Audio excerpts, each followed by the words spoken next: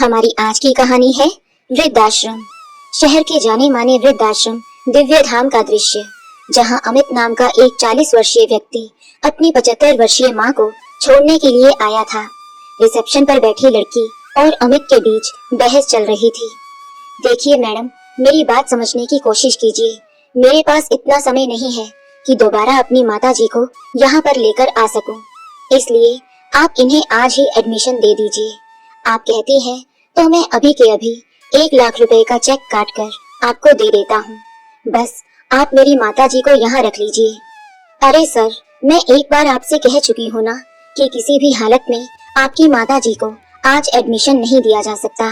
इस वृद्धाश्रम की संचालक फिलहाल शहर से बाहर गई है और कल शाम तक ही वापस लौट पाएंगी। इसलिए आप अभी जाइए और कल अपनी माता जी को लेकर आ जाइएगा। रिसेप्शन पर बैठी लड़की ने कहा तो अमित बड़ी मुश्किल से अपने गुस्से को काबू करता हुआ बोला, अरे मैडम, मैं आपकी बात समझता हूँ, लेकिन मेरी भी मजबूरी है। हम लोग बहुत दूर से आए हैं। 3 दिन बाद मेरी अमेरिका की फ्लाइट है। अभी तो मुझे सारी तैयारियां करनी है। प्लीज मेरी सिचुएशन को समझने की कोशिश कीजिए। अभी ये बातें चल ही रही थी कि इतने में अमित का मोबाइल बज उठा। उसके बॉस का फोन था। हेलो जी सर, अमित ने कहा तो दूसरी ओर से आवाज आई, मिस्टर अमित, आपने अभी तक मुझे डॉक्यूमेंट्स ईमेल नहीं किए हैं, जबकि आपने कहा था कि आज दोपहर तक आप सारे डॉक्यूमेंट्स मुझे ईमेल के जरिए भेज देंगे। जी सर, मैं अभी कर देता हूँ, अमित ने हड़बड़ाते हुए कहा। तो उसके बॉस बोले, लेकिन मिस्टर अमित, आप अपने काम के प्रति इतने लापरवाह कैसे हो सकते हैं? नहीं सर, दरअसल मैं किसी परेशानी में फंस गया था। मैं अभी आपको, इससे पहले कि अमित अपनी सफाई में कुछ कह पाता, दूसरी ओर से फोन कर चुका था। चिंता और परेशानी में डूबा अमित अपना सर पकड़कर कुर्सी पर बैठ गया। अपने बेटे को इस तरह तनावग्रस्त देखकर पास बैठी रुक्मणी जी भी व्याकुल हो उठी। अमित ने फिर से उस लड़की से कहा, मैडम, आप देख ही रही हैं कि मैं कितनी उलझनों में फंसा हुआ हूँ। एक तरफ बीवी, बच्चे और घर की परेशानियाँ, तो दूसरी ओर विदेश की नौकरी। मेरे फ्यूचर का सवाल है। मैडम, प्लीज कुछ कीजिए। आप वृद्धाश्रम की मैनेजर को फोन लगाइए, मैं उनसे बात करता हूँ। जी नहीं, ऐसा अभी संभव नहीं है। मैडम का फोन आउट ऑफ रेंज है। ऐसा कहते हुए उस लड़की ने आवाज दी, राजू, यहाँ आना। तो तभी 25-30 वर्ष का एक युवक उसके सामने उपस्थित हुआ। जी कहिए मैडम। राजू, इन दोनों के लिए चाय पानी और रात को यहीं सोने का इंतजाम कर दो। बहुत दूर से आए हैं। ठीक है मैडम, अभी करवा देता हूँ, कहकर राजू वापस अंदर चला गया। ये सुनकर अमित हैरान रह गया। तभी मैडम बोली, देखिए मिस्टर अमित, यदि आप इतनी दूर दोबारा नहीं आ सकते तो आप दोनों आज रात के लिए यहीं रुक जाइए। लेकिन मैडम, मुझे बहुत परेशानी हो जाएगी। अरे मैंने कहा ना कि आप रात को यहीं रुक सकते हैं। आप रूम नंबर 1 में चले जाइए। किसी चीज की जरूरत हो तो बता दीजिएगा। मैडम के कहने पर अमित बुझे मन से अपनी माँ को लेकर कमरे में चला गया, जहाँ राजू ने जमीन पर बिस्तर लगाकर उनके लिए रात को रुकने का इंतजाम कर दिया था। साहब, मैं थोड़ी ही देर में चाय नाश्ता लेकर आता हूँ, तब तक आप हाथ मुंह धो लीजिए, पास में ही बाथरूम है। इतना कहकर राजू रसोई घर में चला गया। अमित वही लैपटॉप लेकर बैठ गया और जल्दी से ऑफिस का काम निपटाने लगा। तो रुक्मणी जी साथ में लाई अपना बैग खोलकर बैठ गई और सिल्वर फॉइल में लिपटी हुई रोटी निकालते हुए बोली, पता है बेटा, मैंने सुबह सुबह उठकर ही अपने और तेरे लिए आलू के पराठे बना दिए थे। तुझे पसंद है ना? अचार भी लाई हूँ। अपनी माँ की इस बात का अमित ने कोई जवाब नहीं दिया। वो तो अपने काम में ही व्यस्त था। फिर रुक्मणी जी बोली, अच्छा कोई बात नहीं, मैं ही तुझे अपने हाथों से रोटी खिला देती हूँ। ना जाने इसके बाद कभी ये सुख मिले या ना मिले। कहते कहते उनका स्वर गीला हो गया। जैसे ही रोटी का एक निवाला तोड़कर वो अमित को खिलाने लगी तो अमित गुस्से से छेंपते हुए बोला, क्या है माँ, आपको तो और कोई काम है नहीं? मुझे अभी बहुत सा काम निपटाना है। आप ही खाइए ये आलू के पराठे, मुझे अभी भूख नहीं है। बेटे की ये बात सुनकर रुक्मणी जी थोड़ा सहम गई और चुपचाप वो पराठे वापस बैग में रख दिए। फिर बोली, ठीक है बेटा, तुम्हें जीवन में बहुत तरक्की मिले, बहुत बड़े आदमी बनो, मेरी भगवान से यही दुआ है।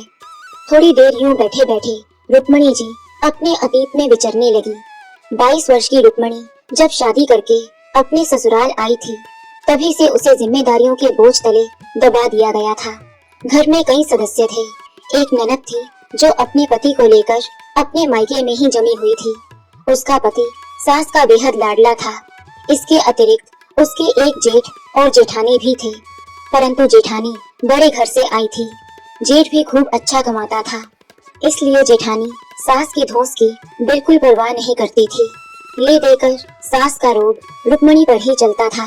रुक्मणी का पति एक छोटी मोटी प्राइवेट नौकरी करता था, कुछ खास नहीं कमा पाता था। घर का खर्च ससुर और जेठ की कमाई से ही चलता था। इस सब के कारण रुक्मणी की हैसियत एक नौकरानी से ज्यादा नहीं थी अपने ससुराल में। लेकिन इतना भी काफी नहीं था। विवाह को कई साल बीत गए थे, परंतु रुक्मणी की गोद अभी तक खाली थी। मन की पीड़ा तब और बढ़ जाती जब ससुराल वाले भी उसे बांझ होने के ताने देते थे। आखिरकार विवाह के 12 वर्ष पश्चात भगवान ने उसकी प्रार्थना सुनी और उसे संतान सुख की प्राप्ति हुई।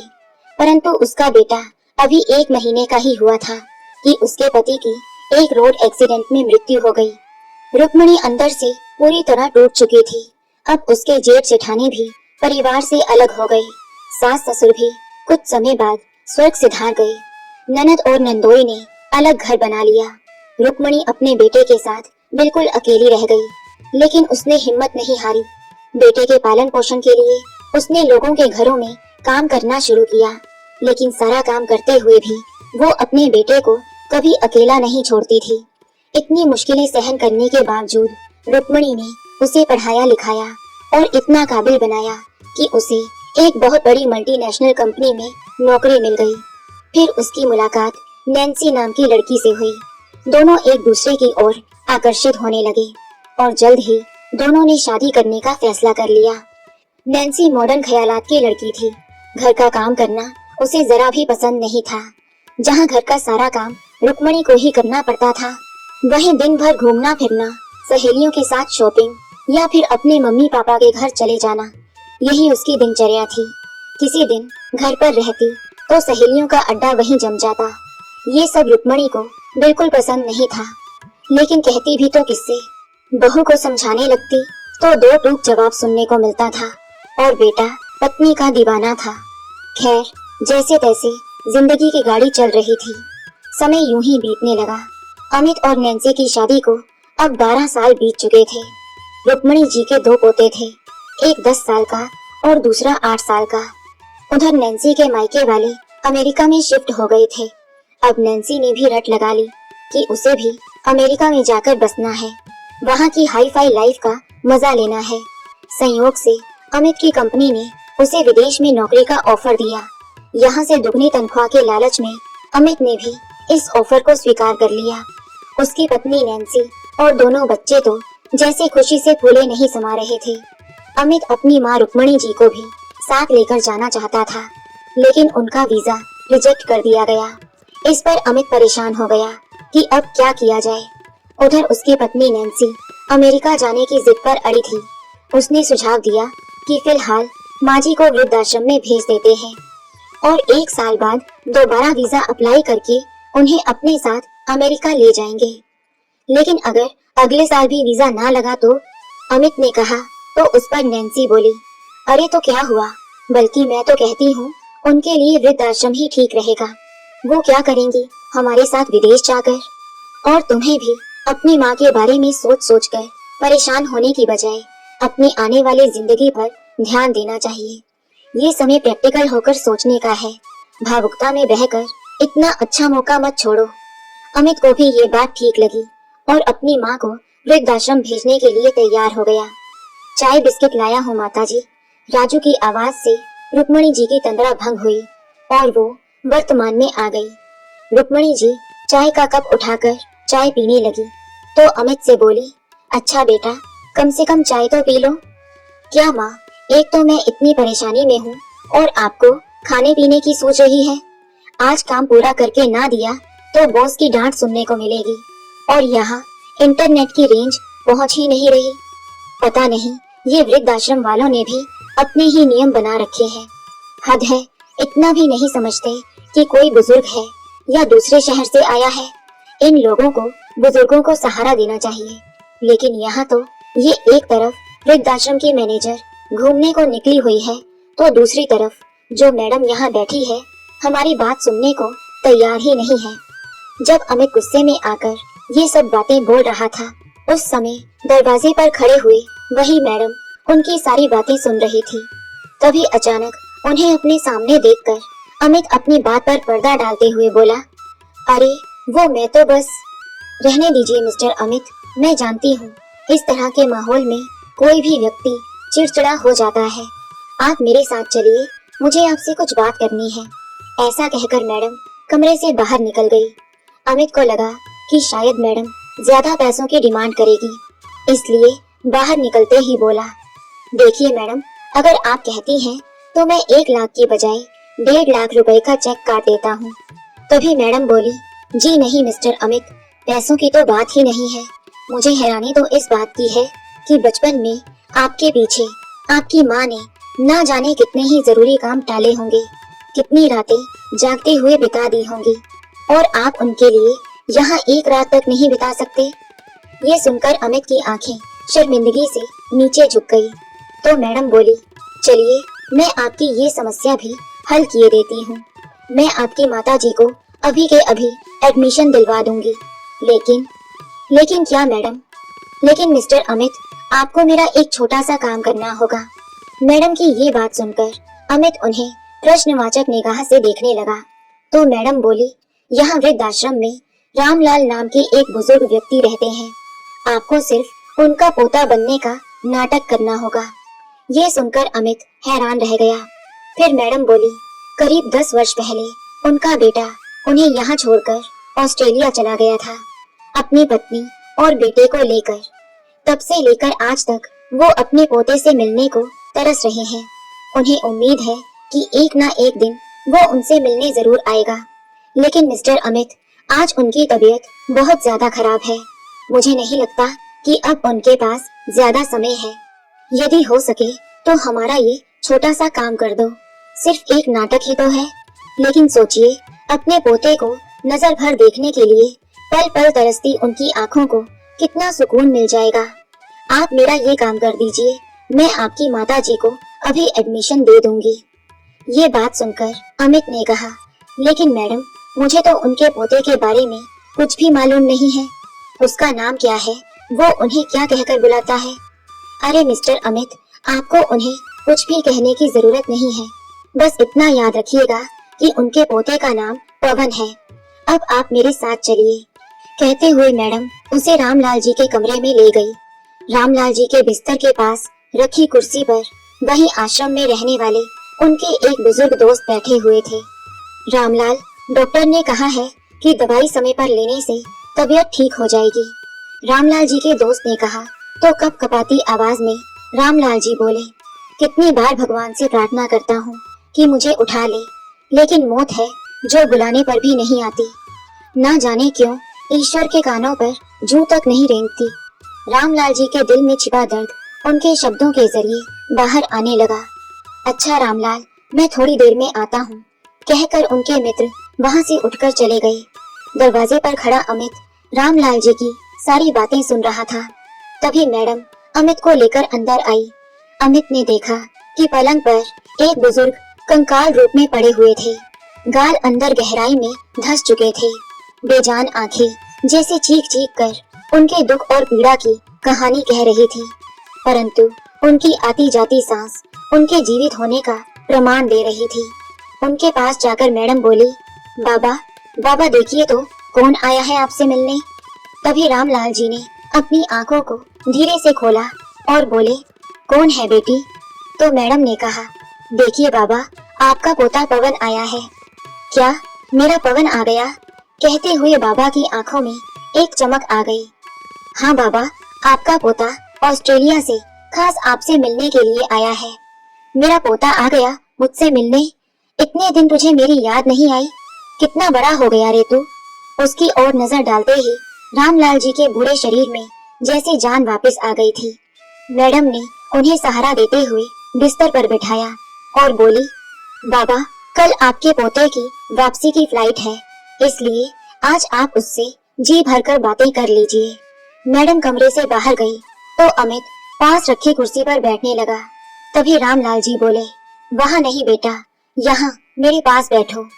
अमित कुछ असहज महसूस कर रहा था, परंतु फिर उसे मैडम की कही बात याद आई तो वो चुपचाप उनके बिस्तर पर बैठ गया। मुझे यकीन था पवन बेटा, एक ना एक दिन तू जरूर आएगा। तभी भगवान मेरे शरीर से प्राण नहीं निकाल रहे थे। तुझे देखने को ही मैं अभी तक जीवित था। लेकिन बेटा, तू कल ही वापस चला जाएगा। कितने साल मैंने तेरा इंतजार किया है और मिलने के लिए केवल कुछ ही पल। बोलते बोलते बीच में ही रामलाल जी हाँफने लगे, परंतु पोते से मिलने का उत्साह इतना था कि सारी कमजोरी भूलकर फिर से बातें करने लगे। अच्छा, एक बात बता बेटा, तेरे पापा का क्या हाल है? उसे कभी मेरी याद नहीं आती? कितने साल हो गए उसे देखे हुए भी। ये बात सुनकर अमित कुछ बोल नहीं पाया। फिर रामलाल जी बोले, तुम्हारी माँ तो ठीक है ना? हाँ हाँ दादाजी, सब लोग ठीक हैं। पता है बेटा, यहाँ वृद्धाश्रम में अक्सर लोग मिठाई बांटने आते रहते हैं। कल भी किसी के पोते का जन्मदिन था तो उन्होंने वृद्धाश्रम के सभी लोगों में जलेबियां बांटी। उसी पल मेरी आंखों के आगे तेरे बचपन की तस्वीर नाचने लगी। ऐसा कहते हुए रामलाल जी ने पास पड़ी एक छोटी सी कटोरी उठाई जिसमें एक जलेबी रखी थी और अमित को देते हुए बोले, बेटा, ये जलेबी मैंने तेरे लिए रखी थी। अमित ने अनमने ढंग से वो जलेबी उठाई। फिर रामलाल जी के पोपले चेहरे पर हल्की सी मुस्कान आ गई और बोले, बेटा, तुझे याद है जब तू छोटा सा था ना, तब सारा दिन मेरे इर्द गिर्द ही मंडराता रहता था। तुझे जलेबी खाना बहुत अच्छा लगता था, लेकिन तेरी माँ तुझे ज्यादा जलेबी खाने से मना करती थी। इसलिए हर रोज शाम को पार्क में टहलने के बहाने तू मेरा हाथ पकड़कर बाजार ले जाता था और हलवाई की दुकान से जलेबी खाता था। उस दौरान तू एक पल भी मेरा हाथ नहीं छोड़ता था और उसके बाद तूने मेरा हाथ ऐसा छोड़ा कि फिर कभी नहीं थामा। अपने बूढ़े कांपते हाथों की ओर देखते हुए रामलाल जी ने कहा तो अमित बोला, नहीं नहीं दादाजी, ऐसी बात नहीं है। दरअसल जिंदगी में परेशानियां ही बहुत हैं, लेकिन फिर भी देखो, मैं आपसे मिलने आया हूँ ना। लेकिन काम को भी तो समय देना पड़ता है ना दादाजी। अब अपने काम को समय देने की कोशिश करो तो रिश्तों को समय नहीं दे पाते, और अगर रिश्तों पर ध्यान दे तो काम छूटने लगता है। हाँ बेटा, गलती तो हमारी ही है। हम काम के बोझ को रिश्ता समझते हैं और रिश्तों को बोझ। ये सुनकर अमित नजरें झुकाए चुपचाप बैठा रहा। फिर रामलाल जी बोले, लेकिन बेटा, मुझे खुशी है कि कम से कम तू मुझसे मिलने तो आया। एक बात तो बताओ, तुम्हारी शादी हो गई क्या? रामलाल जी के इस सवाल पर अमित सोच में पड़ गया। दिमाग में ख्याल आया कि अगर हाँ कहता हूँ तो दादाजी अपनी पौत्र वधू के बारे में पूछने लगेंगे। क्या हुआ बेटा, किस सोच में पड़ गया? तेरी शादी हुई या नहीं? रामलाल जी ने पूछा तो अमित बोला, अरे नहीं दादाजी, मेरी शादी नहीं हुई। अच्छा, तो कोई लड़की पसंद कर रखी है तूने? अरे नहीं दादाजी, आप भी कैसी बातें कर रहे हैं? पवन बेटा, अब तो मुझसे छिपाएगा? तेरे बाप का भी बाप हूँ मैं। कहते हुए अचानक उनकी आवाज फिर से कांपने लगी और आंखों से आंसू टपकने लगे। फिर थोड़े अंतराल के बाद बोले, अभी तक तो तेरे पिता की खुशबू भी मेरे जहन में से नहीं गई, पर वो मुझे छोड़कर चला गया। लेकिन बेटा, तू मेरी एक बात मानेगा? हाँ दादाजी, बताइए। बेटा, तेरा पिता तो मुझे अकेला छोड़कर चला गया था, लेकिन तू कभी अपने माँ बाप को बुढ़ापे में अकेला मत छोड़ना। वृद्धावस्था में जब एक इंसान अकेला रह जाता है तो उसकी जिंदगी एक सजा से ज्यादा और कुछ नहीं रह जाती। ये सिर्फ मेरे अकेले की कहानी नहीं है। यहाँ वृद्धाश्रम में कितने ही ऐसे बुजुर्ग हैं जिनके बेटे, बेटियाँ, बहुएं, पोते पोतियाँ सब हैं, लेकिन फिर भी उनका अपना कोई नहीं। जीवन के इस पड़ाव पर आकर सारे रिश्ते मिथ्या लगने लगते हैं। यहाँ रहने वाले वृद्ध लोगों के हृदय में परिवार की यादें दिन रात शूल की तरह चुभती रहती हैं। अभी अमित और रामलाल जी की बातें चल रही थी कि अमित का मोबाइल बज उठा। उसने देखा उसकी पत्नी नैन्सी का फोन था। फिर बोला, अच्छा दादाजी, अब आप सो जाइए, सुबह एयरपोर्ट जाने से पहले मैं आपसे मिलने आऊंगा। हाँ बेटा, तू भी थक गया होगा, जाकर सो जा। भगवान करे तुझे दुनिया की सारी खुशियाँ मिले। अमित ने बाबा के पैर छूकर आशीर्वाद लिया और बोझिल कदमों से दरवाजे की ओर बढ़ा। लेकिन जैसे ही वो दरवाजे की चौखट लांघने लगा, उसी समय एक घुटी हुई सी हृदय विदारक चीख उसे सुनाई दी। उस आवाज ने उसके दिल को भयभीत कर दिया। किसी अनहोनी की आशंका से उसने पीछे मुड़कर देखा तो रामलाल जी अपने बिस्तर पर निढाल होकर गिर चुके थे। अमित जल्दी से उनके पास गया, उन्हें हिलाया डुलाया, लेकिन उनके प्राण पखेरु तो उड़ चुके थे। उस वृद्ध व्यक्ति से कोई रिश्ता ना होते हुए भी उसकी ऐसी हालत देखकर अमित की आंखों से आंसू बह निकले। उसने तुरंत मैडम को आवाज दी और रामलाल जी के बारे में बताया। काफी देर अमित उदास होकर बाहर ही बैठा रहा। तभी दोबारा से उसका फोन बजा। अमित ने फोन उठाया तो उसकी पत्नी बोली, अरे इतनी देर से कहाँ हो? तुम तो माँ जी को वृद्धाश्रम छोड़ने गए थे ना, फिर अभी तक आए क्यों नहीं? वो क्या है ना नैन्सी, यहाँ वृद्धाश्रम की संचालक उपस्थित नहीं थी, जिस वजह से माँ का एडमिशन नहीं हो पा रहा था, इसलिए मैं। तभी अमित की बात को काटते हुए उसकी पत्नी नैन्सी बोली, अरे कमाल करते हो तुम, आज एडमिशन नहीं हुआ था तो कल हो जाता। इसके लिए तुम्हें वहाँ रुकने की क्या जरूरत थी? तुम्हें माँ को वहाँ छोड़कर वापस आ जाना चाहिए था। 3 दिन बाद हमारी फ्लाइट है और तुम वहाँ अपनी माँ के पास बैठे हो। ये तुम कैसी बातें कर रही हो नैन्सी? वो माँ है मेरी, ऐसे कैसे छोड़कर आ जाता उन्हें? मैं कल सुबह जल्दी यहाँ से निकल जाऊंगा। कहते हुए अमित ने फोन काट दिया। फिर जब अपनी माँ के पास कमरे में गया तो उसे उदास देखकर रुक्मणी जी ने पूछा, क्या हुआ अमित बेटा, कोई परेशानी है क्या? इतनी देर कहाँ लग गई? कुछ नहीं माँ, बैठे बैठे थक गया था तो इसलिए मैं बस बाहर टहलने चला गया था। अच्छा माँ, मैडम ने हमें बाहर हॉल में बुलाया है। हॉल में किस लिए बेटा? रुक्मणी जी ने पूछा तो अमित बोला, खाना खाने के लिए माँ। इस आश्रम का एक नियम है कि यहाँ सब लोग एक साथ बैठकर खाना खाते हैं। हाँ बेटा, तूने तो सुबह से खाना ही नहीं खाया, भूख लगी होगी, ऊपर से काम का बोझ, चलकर खाना खा लेते हैं। अमित अपनी माँ के साथ बाहर हॉल में आया, जहाँ एक बड़ी सी डाइनिंग टेबल पर खाना रखा हुआ था। एक एक करके सभी बुजुर्ग वहाँ आकर बैठने लगे। कुछ बुजुर्ग तो चलने फिरने में समर्थ थे, जबकि कुछ बुजुर्ग ऐसे थे जो शरीर से पूरी तरह लाचार हो चुके थे। वृद्धाश्रम में काम करने वाले कर्मचारी बड़े सेवा भाव से उनके लिए खाना डालकर उन्हें खिला रहे थे। अमित बड़े गौर से ये सब देख रहा था। उन बुजुर्गों पर एक नजर डालने मात्र से ये स्पष्ट हो रहा था कि वो यहाँ पर सुखी नहीं है।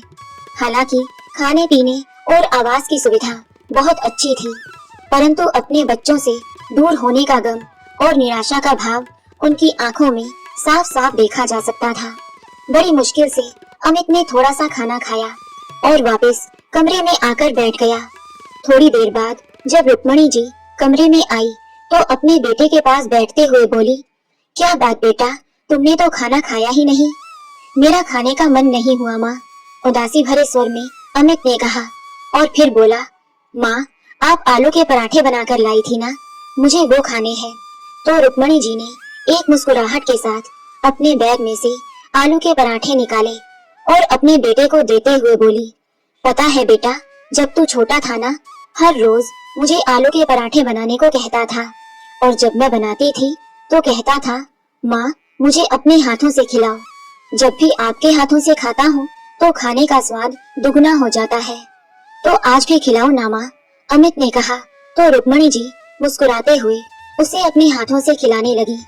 फिर भाव विभोर होते हुए अमित ने कहा, माँ याद है आपको, जब बचपन में एक बार गर्मियों की छुट्टियों में हम मौसी जी के घर गए थे तो मैं वहीं गली में आस पड़ोस के बच्चों के साथ छुपा छिपी का खेल खेलने लगा था। कोई कहीं तो कोई कहीं, मैं भी बच्चों के साथ पास की गली में जाकर छिप गया। थोड़ी देर में बाकी सब बच्चे तो भाग गए, लेकिन मैं वहाँ गलियों में ही घूमता रहा। मौसी का घर कहाँ है मुझे पता ही नहीं चला। वो घटना याद करके रुक्मणी जी बोली, हाँ बेटा, कहाँ कहाँ नहीं ढूंढा था तुझे मैंने। दोपहर से शाम हो गई और शाम से रात, लेकिन तू कहीं नहीं मिला। जिस बेटे को 2 पल भी अपनी नजरों से ओझल होने नहीं देती थी, वो बेटा कई घंटों से गायब था। मैं पागलों की तरह तुझे यहाँ वहाँ ढूंढती जा रही थी। गलियों में भटकते भटकते आखिरकार अंधेरे में तू सामने से आता हुआ दिखा। तब जाकर मेरी जान में जान आई थी। हाँ माँ, मुझे याद है। मुझे देखते ही आप दौड़ते दौड़ते मेरे पास आई और मुझे अपने सीने से चिपका लिया था। कितना रोई थी आप उस समय। बात करते करते रुक्मिणी जी और अमित की आंखों में आंसू आ गए। बहुत लंबा अरसा बीत गया था माँ बेटे को इस तरह बैठकर बात किए हुए। जब से अमित की शादी हुई थी तब से लेकर आज तक तो वो सिर्फ अपनी पत्नी, बच्चों और नौकरी में ही व्यस्त रहा था। माँ के पास बैठने का ना तो उसके पास समय था और ना ही कभी उसे जरूरत महसूस हुई थी। बातें करते करते अमित अपनी माँ की गोद में सर रखकर ही सो गया। कमरे के बाहर खड़ी मैडम काफी देर से ये सारा नजारा चुपचाप देख रही थी। रुक्मिणी जी बहुत देर तक उसके सर को यूं ही सहलाती रही और फिर बैठे बैठे ही सो गई। अगले दिन सुबह अमित की नींद खुली तो 8 बज रहे थे। घड़ी देखते ही वो चौंक गया और रुक्मिणी जी को जगाते हुए बोला, माँ मुझे तो बहुत देर हो गई, ऑफिस भी जाना था। जल्दबाजी में वो अपने बैग में सारा सामान रखने लगा और रिसेप्शन पर सारी फॉर्मेलिटी पूरी करने के बाद जैसे ही जाने को तैयार हुआ तो रुक्मिणी जी बोली, बेटा अपना ध्यान रखना, रास्ते में रुककर कुछ खा लेना, नहीं तो मुझे तेरी चिंता होती रहेगी। ठीक है माँ, अब मैं चलता हूँ, कहकर अमित वहाँ से तेजी से निकल गया। वहाँ से सीधा वो अपने ऑफिस चला गया। परंतु दिन भर उसके दिमाग में उथल पुथल मची रही। उसे ऐसा लग रहा था जैसे वो बहुत कुछ अपने पीछे छोड़कर आया है। ना चाहते हुए भी बार बार वृद्धाश्रम में रहने वाले बुजुर्ग लोगों के बेबस, लाचार और निराश चेहरे उसकी आंखों के सामने आ रहे थे। रात को अमित जब घर पहुंचा तो गुमसुम सा था। तो नैन्सी बोली, छोड़ आए माँ को वृद्धाश्रम। इस पर अमित ने हाँ में सिर हिला दिया। तो नैन्सी बोली, वैसे तो अच्छा ही हुआ, आखिर कब तक हम उनका बोझ उठाते। अच्छा तुम हाथ मुंह धो लो, खाना तैयार है। पत्नी की बातें सुनकर अमित हैरत में पड़ गया। अब तक तो उसका दिमाग उलझनों से घिरा हुआ था, लेकिन अब शायद उसके दिमाग में स्पष्ट हो चुका था कि उसका अगला कदम क्या होगा। अरे क्या हुआ, अभी तक फ्रेश होकर नहीं आए तुम? खाना ठंडा हो जाएगा, उसकी पत्नी ने कहा। तो अमित बोला, मुझे भूख नहीं है, और उठकर अपने कमरे में चला गया। रात को सब लोग सो चुके थे, लेकिन अमित की आंखों से नींद गायब थी। वो रात उसने बड़ी मुश्किल से काटी। अगले दिन सुबह सुबह अमित बिना किसी को बताए अपनी गाड़ी लेकर घर से निकल गया और ठीक 2 घंटे के बाद वो उसी वृद्धाश्रम के सामने खड़ा था जहां एक दिन पहले वो अपनी माँ को छोड़कर आया था। जैसे ही अंदर की ओर गया तो सामने ही मैडम खड़ी थी, जो बड़े इत्मीनान से उसकी ओर देख रही थी। कुछ बुजुर्ग लोग आंगन में टहल रहे थे। अंदर आकर अमित यहाँ वहाँ देखने लगा। मैडम, मेरी माताजी कहाँ है? प्लीज उन्हें बुला दीजिए। तो मैडम बोली, देखिए मिस्टर अमित, अभी तो आपकी रुक्मिणी जी से बात नहीं हो सकती। क्यों मैडम, ऐसा क्या हो गया?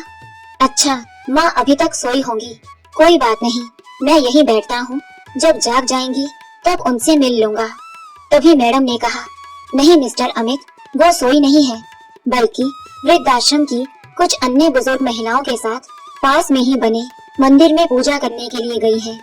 दरअसल उन्होंने निर्जला उपवास रखा है अपने बेटे के लिए।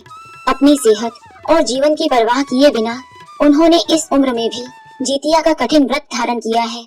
इस समय वो पूजा में व्यस्त हैं। आपकी लंबी उम्र और तरक्की के लिए भगवान से प्रार्थना कर रही हैं। मैडम की ये बात सुनते ही अमित की आंखों से अश्रुधारा बह निकली। तभी उसे सामने से रुक्मिणी जी हाथों में पूजा की थाली लिए आते हुए दिखाई दी। उन्हें देखते ही अमित माँ माँ कहते हुए उनकी ओर दौड़ा। आंसुओं से भीगा उसका चेहरा देखकर रुक्मिणी जी को वही घटना याद आ गई जब उनका 8 साल का छोटा सा अमित राह भटक गया था और माँ को देखते ही माँ माँ चिल्लाते हुए उनकी ओर दौड़ता आया था। माँ, मुझे माफ कर दो माँ, मुझसे बहुत बड़ी गलती हो गई, मुझे माफ कर दो, मुझे माफ कर दो। आपने मेरे लिए क्या क्या नहीं किया। आपके प्यार और आशीर्वाद के भरोसे ही मैं जीवन में एक सफल इंसान बन पाया था। बचपन में जो माँ मुझे 2 पल के लिए भी अकेला नहीं छोड़ती थी, उसी माँ को मैंने वृद्धाश्रम में रहने के लिए छोड़ दिया। लानत है मेरी जैसी औलाद पर। माँ के पैरों में गिरकर अमित जितना बोल रहा था उससे ज्यादा रो रहा था। रुक्मणी जी ने उसके आंसू साफ करते हुए उसे उठाया तो अमित बोला, चलो माँ, अब घर चलते हैं। तभी मैडम बोली, लेकिन मिस्टर अमित, आप ऐसे नहीं जा सकते। इन्हें वृद्धाश्रम से ले जाने के लिए आपको मैनेजर ऑफिस में जाकर सारी फॉर्मेलिटी पूरी करनी होगी। ठीक है मैडम, आप मुझे मैनेजर से मिलवा दीजिए। आइए। मैडम उन्हें मैनेजर के ऑफिस में ले गई। ड्रॉर में से एक पेपर निकालते हुए साइन करने के लिए अमित को दिया और सामने रखी कुर्सी पर बैठ गई। ये देखकर अमित हैरत में पड़ गया और बोला, यहाँ की मैनेजर अभी तक आई नहीं क्या? तो मैडम बोली, मिस्टर अमित, इस वृद्धाश्रम की मैनेजर मैं ही हूँ। लेकिन मैडम, 2 दिन पहले तो आपने कहा था कि मैनेजर छुट्टी पर गई है। तो मुस्कुराते हुए मैडम बोली, वो सब झूठ था और वो झूठ मैंने इसलिए बोला था ताकि आप एक रात यहाँ रुकें और देखें कि उम्र के इस पड़ाव में परिवार से अलग होकर एक इंसान की हालत क्या हो जाती है। यहाँ आने वाले सब लोगों को मैं एक मौका देती हूँ और वो लोग खुश नसीब होते हैं जो इस मौके को संभाल लेते हैं। रिश्तों की अपनी अहमियत होती है मिस्टर अमित। माँ बाप अपने बच्चों के जन्म से पहले ही उनका करियर बनाने के लिए पैसे जमा करने लगते हैं, लेकिन बदले में ये उम्मीद नहीं करते कि उनके बच्चे बड़े होकर उनके बुढ़ापे के लिए पैसे जमा करें, क्योंकि उस समय उन्हें पैसों की जरूरत नहीं होती। उन्हें जरूरत होती है अपने बच्चों के थोड़े से प्यार की, उनके साथ की। और जब उन्हें ये मिल जाता है तो उनकी ये अवस्था भी खुशी खुशी निकल जाती है। ये बात सुनकर अमित आंखों में आंसू लिए बोला, आपका बहुत बहुत शुक्रिया मैडम, आपने मुझ पर एक बहुत बड़ा एहसान किया है। आपका बहुत धन्यवाद। अपनी माँ को लेकर अमित जैसे ही वृद्धाश्रम के गेट से बाहर जाने लगा तो सभी बुजुर्ग टकटकी लगाकर उन्हें जाते देख रहे थे। कुछ बुजुर्ग तो उन्हें बाहर तक छोड़ने भी आए। वो सब सोच रहे थे कि काश उनके जीवन में भी एक ऐसा दिन आए जब उनका कोई अपना पश्चाताप और आत्मग्लानि से भरकर यहाँ आए और उन्हें अपने घर वापस ले जाए। जैसे ही रुक्मणी जी अपने बेटे अमित के साथ गाड़ी में बैठी, तभी अमित के पास फोन आया। अरे सुबह सुबह मुझे बिना बताए कहाँ निकल गए थे तुम? कितनी बार तुम्हें फोन किया, लेकिन तुम हो कि फोन उठाते ही नहीं हो। उसकी पत्नी ने कहा तो अमित बोला, मैं वृद्धाश्रम से माँ को लेकर वापस आ रहा हूँ। क्या? ये क्या कह रहे हो तुम माँ को वापस ला रहे हो? अरे उन्हें रखोगे कहाँ? हमें तो विदेश जाना है ना। और मैं बता देती हूँ, विदेश जाने का प्रोग्राम मैं हरगिज कैंसिल नहीं करूंगी। जहाँ से ला रहे हो वहीं वापस छोड़कर आओ उन्हें। नैन्सी ने कहा तो अमित बोला, बिल्कुल नहीं, मैं अपनी माँ को अकेले छोड़कर अमेरिका नहीं जा सकता। तुम्हें जाना है तो जा सकती हो, मैं तुम्हें छोड़ने को तैयार हूँ, लेकिन अपनी माँ को नहीं। कहते हुए अमित ने फोन काट दिया और मन ही मन ठान लिया कि अब चाहे जो भी परिस्थिति हो वो अपनी माँ का साथ कभी नहीं छोड़ेगा। तो दोस्तों, आपको ये कहानी कैसी लगी लाइक और कमेंट करके जरूर बताएं और चैनल को सब्सक्राइब करना बिल्कुल ना भूलें। मिलते हैं एक नई कहानी के साथ। बहुत बहुत